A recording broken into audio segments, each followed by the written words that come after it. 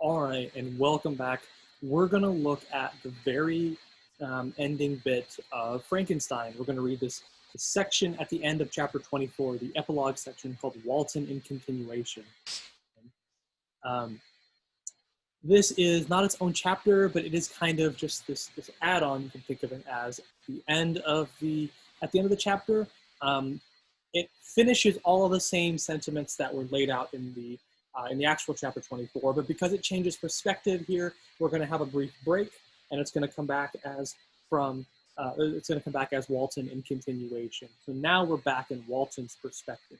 Remember, he's writing letters to his sister in England, and that's what we're seeing here, right?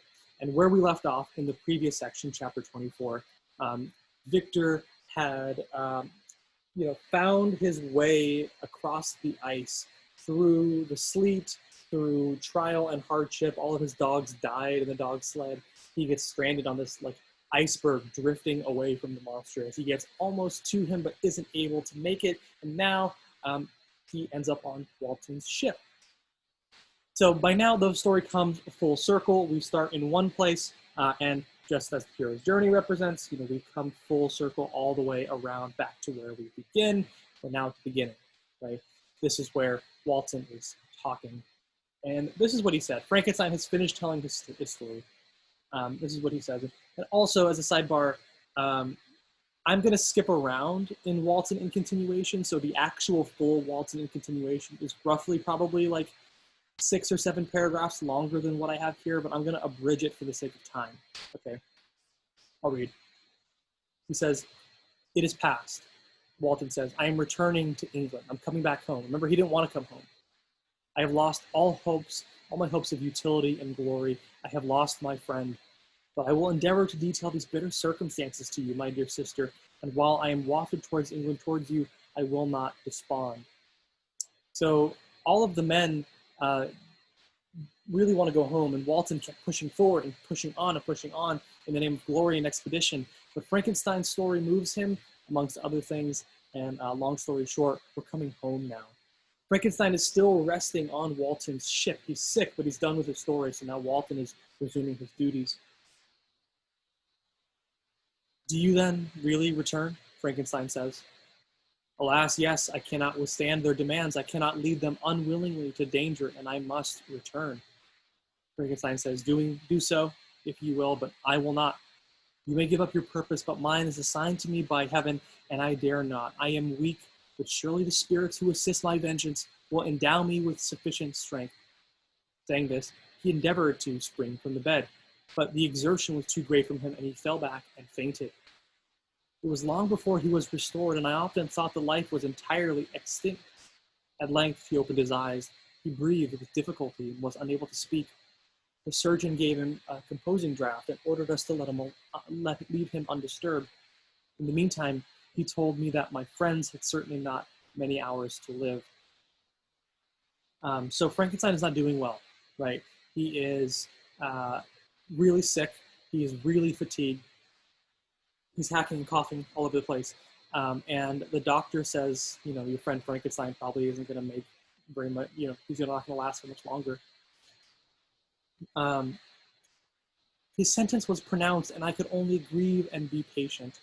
I sat by his bed, watching him. His eyes were closed, and I thought he slept. But he presently called me in a feeble voice, and bidding me to come near, said, "Alas, the strength I relied on is gone. I feel that I shall soon die, and he, my enemy and persecutor, may still be in being. Think not, Walton, that in the last moments of my existence I feel the burning hatred and ardent desire of revenge I once expressed. But I feel myself justified in desiring the death of my adversary.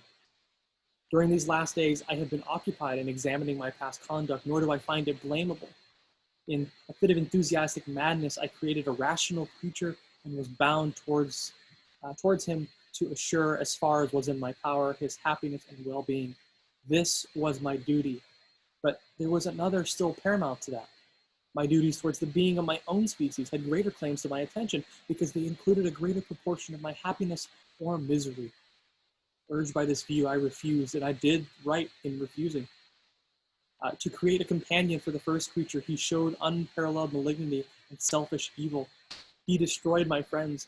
He devoted to destruction beings who possessed exquisite sensations, happiness, and wisdom. Nor do I know where his thirst for vengeance may end. Miserable himself, that he may render no other wretched, he ought to die. The task of his destruction was mine, but I have failed. When actuated by selfishness and vicious motives, I asked you to undertake my unfinished work, and I now renew this request when I am only induced by reason and virtue. So notice Frankenstein is being very reflective here. He's talking about his entire scope of his life and what happened with the monster. He says that, he recognizes in the end, on his deathbed, that it was his duty to render the monster happy, right? To be loving and make sure he's looked out for and taken care of. He says, yes, I acknowledge that was my duty, but I had another duty to the family and people that I love, my countrymen, the people around me, that community. I need to make sure that they are safe. And I prioritize that more, right? And that's his justification. So you should be thinking, like, do you think that is a good justification? Do you think that compensates? Would you have made that choice to prioritize looking out for your family rather than raising and nurturing this creature? It may have gone different. It may have not. Let's jump up the page. He says,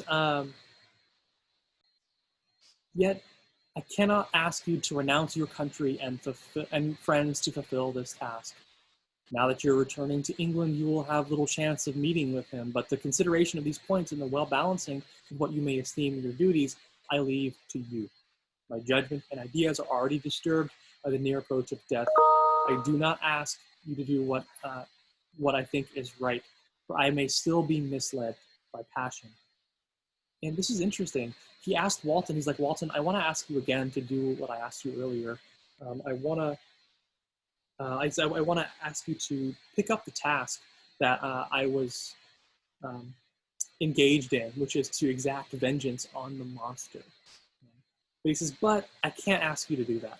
So I leave it up to your judgment. You look at what I've done, what I've said, and if it feels like something you want to pick up doing, then by all means, I would rest easy knowing that you would. Right? If you're Walton, you're like, heck no, I'm getting out of here, right? It's a bummer that I already have to go home. I'm not going to take on your vendetta for you. Let's keep going. That he should live to be an instrument of mischief disturbs me in other respects. This hour when I momentarily expect my release is the only happy one which I have enjoyed for several years. So Frankenstein continues saying, like, basically, this moment, he knows he's going to die within minutes, hours at most. He knows he's going to die, and this is his happy one. This is the happiest he's been in several years. Why? Because he expects release. And this is a very human thing. We get caught up with heightened emotional states.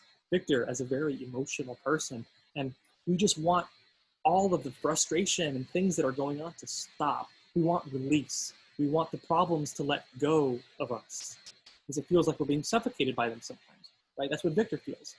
And literally, some of his family members are suffocated, right? There's some great wordplay going on here. But he wants release.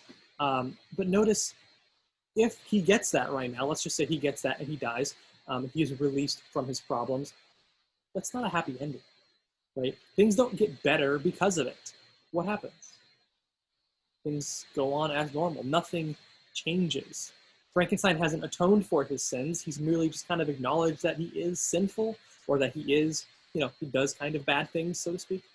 So there's not any real growth here out of Victor. There's a little bit, but not tons. The forms of the beloved dead flit before me, and I hasten into their arms. Farewell, Walton. Seek happiness and tranquility and avoid ambition, even if it be only the apparent innocent one of distinguishing yourself in science and discoveries. Yet, why do I say this? I have been blasted in these hopes, yet another may succeed. Notice his final word of advice to Walton. He says, Walton, avoid ambition. Do not be overly ambitious. This is kind of a very complicated book. It's very complex, but in the last hour here, it gives us its thesis. It comes out and tells you what the message of the book is. Avoid ambition. right? That's what Frankenstein was. That's what Prometheus was. Prometheus stole fire from the gods and he brought it down. He was ambitious. He did something crazy and bold and wonderful and kind of powerful and magical, but he was punished severely for it. The Greeks loved to punish their characters, of course.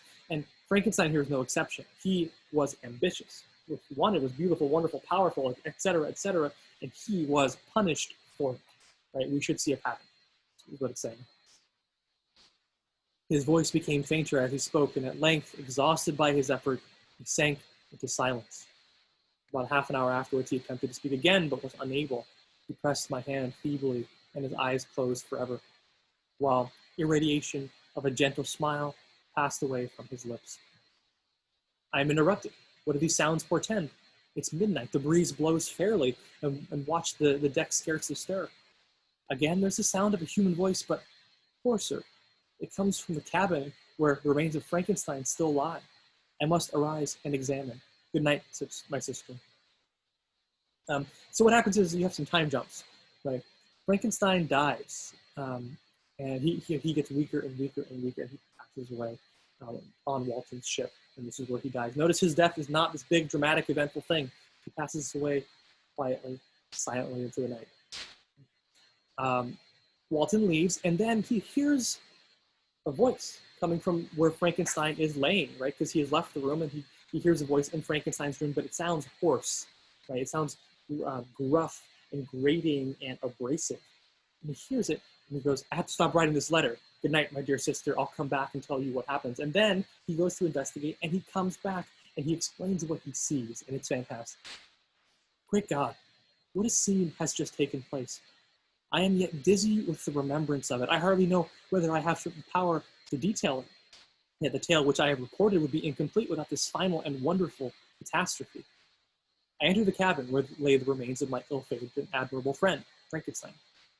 Over him hung a form which I cannot find the words to describe, gigantic in stature yet uncouth and distorted in its proportions. As he hung over the coffin, his face was concealed by long locks of ragged hair. But one vast hand was extended in color and apparent texture like that of a mummy. When he heard the sound of my approach, he ceased to utter exclamations of grief and horror and sprang towards the window. Never did I behold a vision so horrible as his face, of such loathsome yet appalling hideousness. I shut my eyes involuntarily and endeavored to recollect what my duties were with regards to this destroyer. I called on him to stay. So remember, he remembers Frankenstein's call to action. He's like, okay, Frankenstein said if I happen to come across him, I should kill him, right? That's his dying wish for me. Right? And so now Walton's like, oh, do I kill him? Am I even going to be able to? Because he's like huge. He paused, looking at me with wonder and again turning towards the lifeless form of his creator. He seemed to forget my presence, and every feature and gesture seemed instigated by the wildest rage of some uncontrollable passion. The monster says, this is also my victim, he exclaimed. In his murder, my crimes are consummated. The miserable series of my being is wound to its close. O Frankenstein, generous and self-devoted being, what does it avail that I now ask thee to pardon me? I, who irretrievably destroy thee by destroying all thou lovest. Alas, he is cold and cannot answer me. Did you catch that? He wants forgiveness.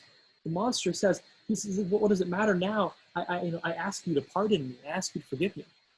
The monster is such a complex character, right? Because on the one hand, he's got this bestial, murderous capacity to him, but he's also very tender, very emotional, and very kind of calculated. His voice seemed suffocated, and my first impulses, which had suggested to me the duty of obeying the dying request of my friend and destroying his enemy, were now suspended by a mixture of curiosity and compassion. That word compassion here is interesting. I approached this tremendous being. I dared not again raise my eyes to his face. There was something so scaring and unearthly in his ugliness. I attempted to speak, but the words died away on my lips.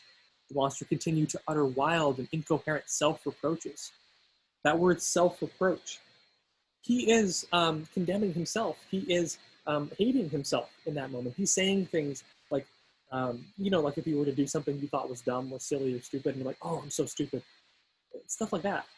He is reproaching himself. At length, I gathered resolution to address him in a pause, of the tempest of his passion. Your repentance, I said, is now superfluous. It's extra, doesn't matter. If you had listened to the voice of conscience and heeded the strings of remorse before you had urged your diabolical vengeance to extremity, Frankenstein would have yet lived. And do you dream, said the demon? Do you think that when I was dead, do you think that then I was dead to agony and remorse? He continued, pointing to the corpse, he suffered not in the consummation of the deed, oh, not the 10,000th portion of the anguish that was mine during the lingering detail of its execution. A frightful selfishness hurried me on, and while my heart was poisoned with remorse, think you that the groans of Clerval were music to my ears? My heart was fashioned to be susceptible of love and sympathy, and when wretched by misery and to vice and hatred, it did not endure the violence of change without torture, such as even you cannot imagine. This paragraph is beautifully written. I love this, because he says, look, Frankenstein did not suffer like I suffered, right? He justifies it. This is very much a book about people who justify kind of crappy actions by rationalizing it, right? By saying, well, really, I had to do it because of this thing. And that's another very human tendency that we have. We do that a lot, right? We do things that maybe we shouldn't do, and then we justify them because we don't want to feel bad about ourselves, right? So the monster says, I suffered way more than Victor, right? 10,000 times more than him. And then he says, do you think that the groans of the dying Clerval as I strangled him were music to my ears? He says, no. I was created to love and be sympathetic. I was created to be, this beautiful human, like what we have, we call our humanity. It's something kind of beautiful about that. I was created for love and sympathy, but instead I was subjected to misery, vice, and hatred. And because of it, I endured tortures that you can't even imagine. Right? And think about how that applies to us in the modern day. Humans, by and large, we like to think of ourselves as created for love and sympathy, right? As kind of, the culminating experiences of what it's like to be a human. But what can happen to us? This is a book about transformation. This is a book about a monster who doesn't start as a monster, but becomes a monster. Right? He says, after the murder of Clerval, I returned to Switzerland, heartbroken and overcome. I pitied Frankenstein. My pity amounted to horror. I abhorred myself.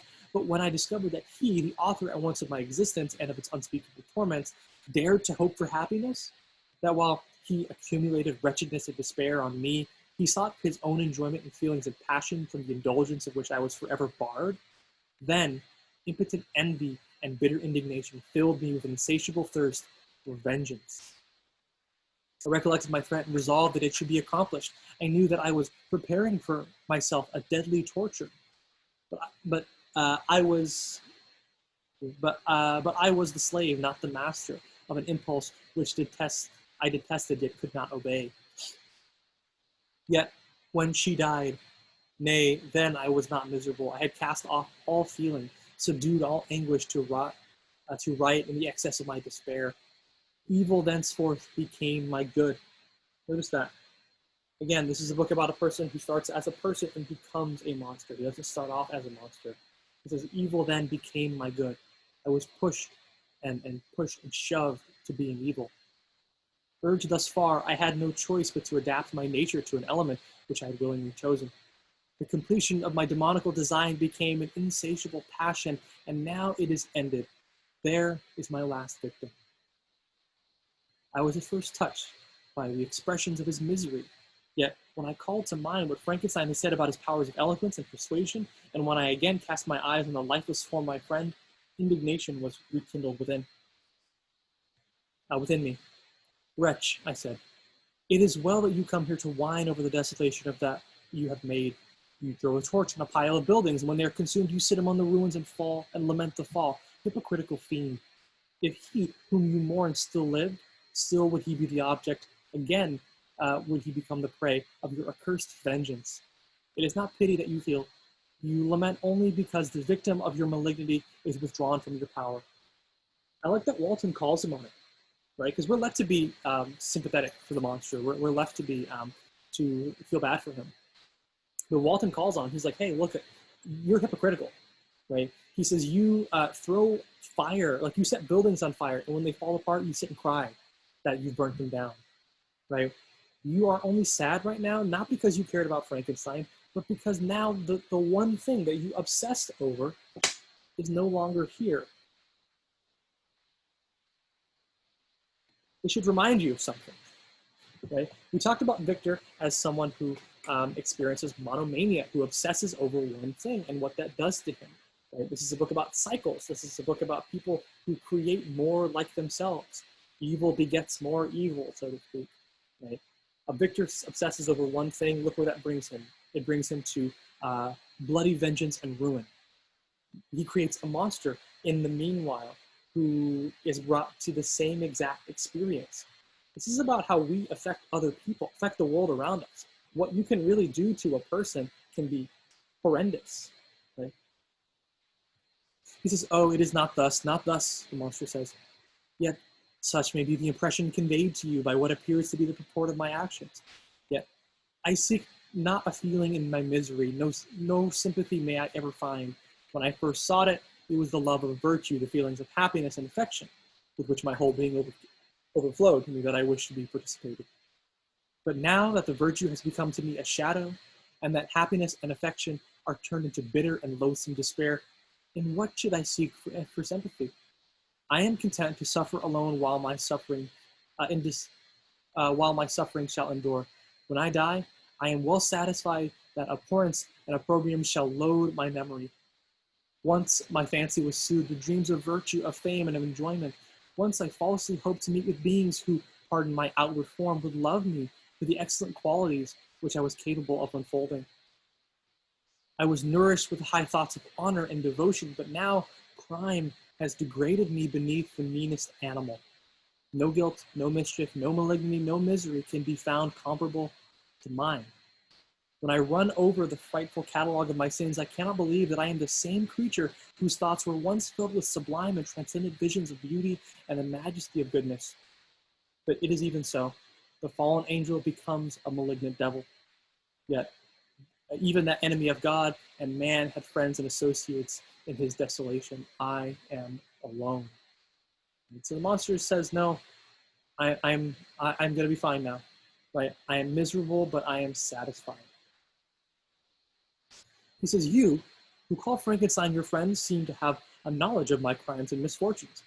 But in the detail which he gave you, he gave you of them, he could not sum up the hours and months of misery which I endured, wasting in my infinite passions.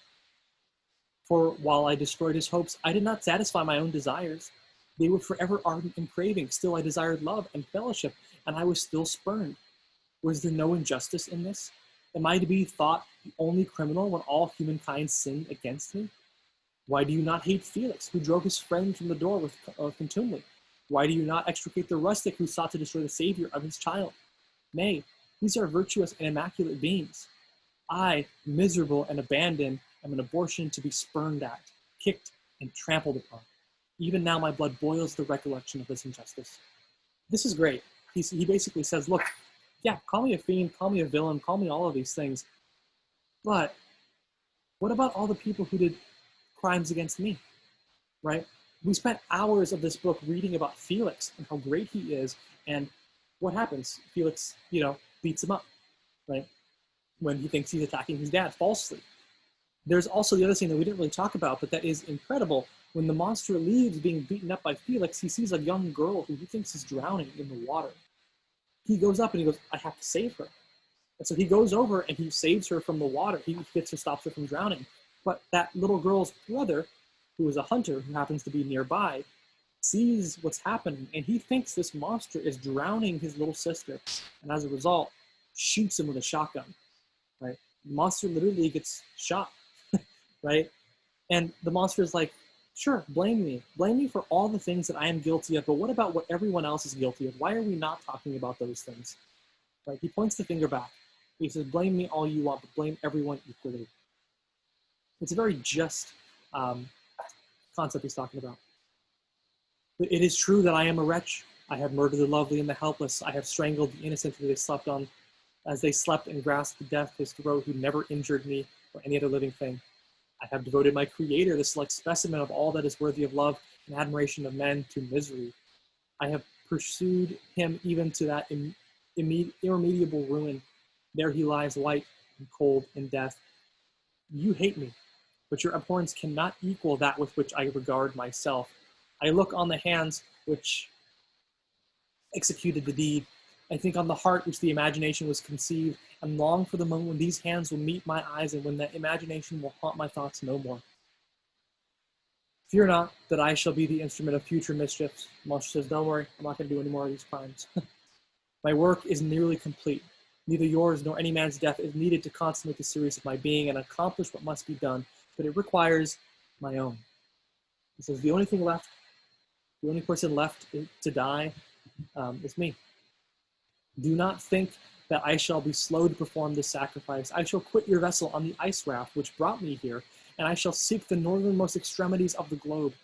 I shall collect my funeral pile and consume to ashes this miserable frame, that its remains may afford no light to any curious and unhallowed wretch who would create another, such another as I have been. I shall die. I shall no longer feel the agonies which now consume me, or be the prey of feelings unsatisfied yet unquenched. He is dead who called me into being, and when I shall be no more, the very remembrance of us both will speedily vanish. I shall no longer see the sun or the stars or the winds play on my cheeks. Light's feeling and sense will pass away, and in this condition must I find happiness. Some years and sense will pass away, and this condition, some years will pass. Some years ago, when the images which this world first affords opened upon me, when I felt the cheering of the warm summer, heard the rustling of leaves and the warbling of the birds, and these were all to me, I should have wept to die. Now it is my only consolation, polluted by crimes and torn by the bitterest remorse, but where can I find rest but in death? Again, this idea of release. Frankenstein needed to be released from his problems. The monster now wants that as well, right? Like father, like son, the mantra of this kind of book. Keep going. Farewell. I leave you, and the last of humankind whom these eyes will ever behold. Farewell, Frankenstein. If thou wert yet alive, yet cherished desire of revenge against me, it would be better satiated in my life than in my destruction. But it was not so. Thou didst seek my extinction, that I might not cause greater wretchedness. And if yet in some unknown mode to me, thou hast not ceased to think and feel, thou wouldst not desire against me a vengeance greater than that which I feel. Blasted as thou wert, my agony was still superior to thine. The bitter sting of remorse will not cease to rankle in my wounds until death shall close them forever. But soon, he cried with solemn enthusiasm, I shall die, and what I now feel will no longer be felt. Soon these burning miseries will be extinct, as I shall ascend my funeral pile triumphantly and exult in the agonies of torturing flames. The light of that conflagration will fade away, my ashes will be swept into the sea by the wind, my spirit will sleep in peace, or if it thinks, it will surely think thus, farewell. He sprang from the cabin window as he said this, on the ice raft which lay close to the vessel. He was soon borne away by the waves, lost in the darkness and distance. So that's the end of the book. That is the true ending of where this actual book stops. So where we're left is with this image of the monster who's going to go out on an ice raft into the middle of the frozen wasteland, find a way to build himself a funeral pile, which is essentially where you put like usually bodies of heroes and things like that. The Vikings were very big on this. That you would put a deceased person on there and burn it as a celebration and kind of a memorial. The monster is going to make his own. It's going to burn himself alive in the frozen tundra, or in the frozen wasteland, I guess, as a way to escape the pain, right?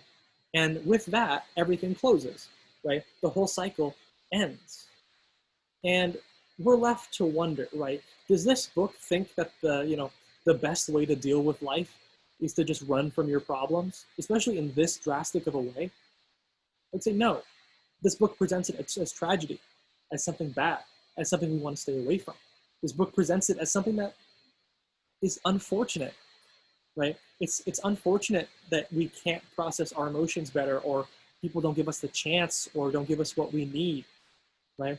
It's about what it's like to be human and how frustrating it can be sometimes, right? Especially in these extremely frustrating times that we're living in. If you're watching this in 2020, things are very frustrating. It's a matter of how do we solve problems, How does Victor solve problems? How does the monster solve problems? And who's meant to be the hero of this story? You could argue, and one of the things that I might say is that Walton is the hero of the story.